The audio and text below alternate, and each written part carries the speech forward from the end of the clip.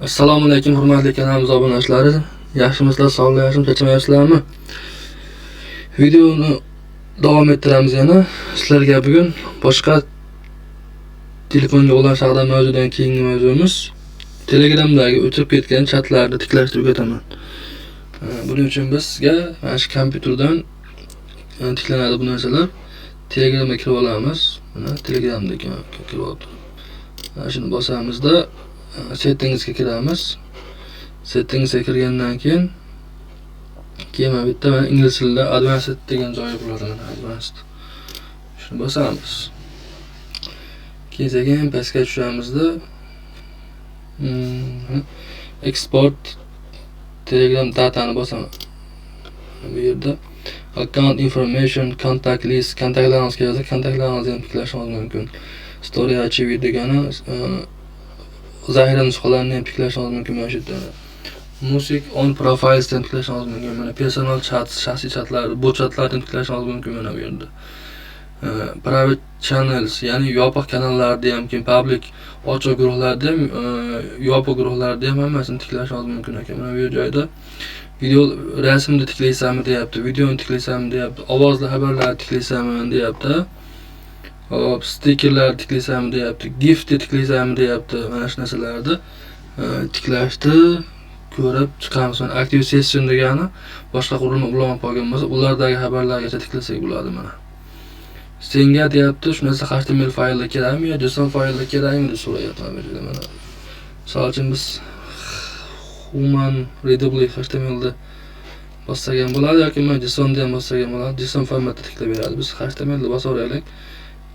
Bizga hozir faylda hammasini bunday belgilab chiqamiz shu yerda. O'zimizga hammasi kerak bizga shularni. Bot chat, mail bot chat kerak emas. Demak, export tugmasini bossak, mana tiklashni boshladi.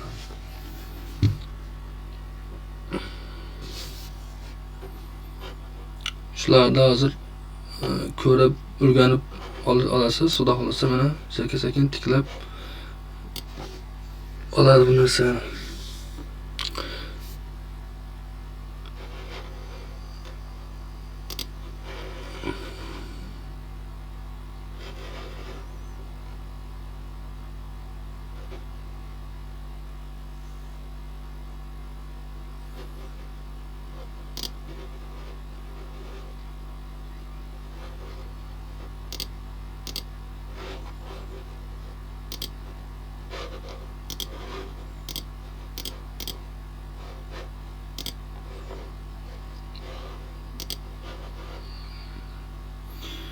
Yana qaytib kirib bo'laman, advancedga kirdik. Keyin exportni bosdik. Exportda bosganimizdan keyin mana shunaqa narsalar chiqadi ekan, ha. Shuni ko'rib turamiz endi sekin.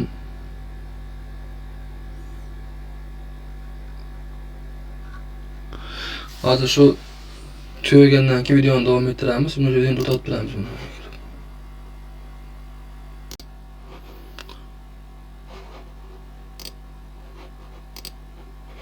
Mana hozir export your data deyapti. Shu narsani mana bu yerga tiklab oldik.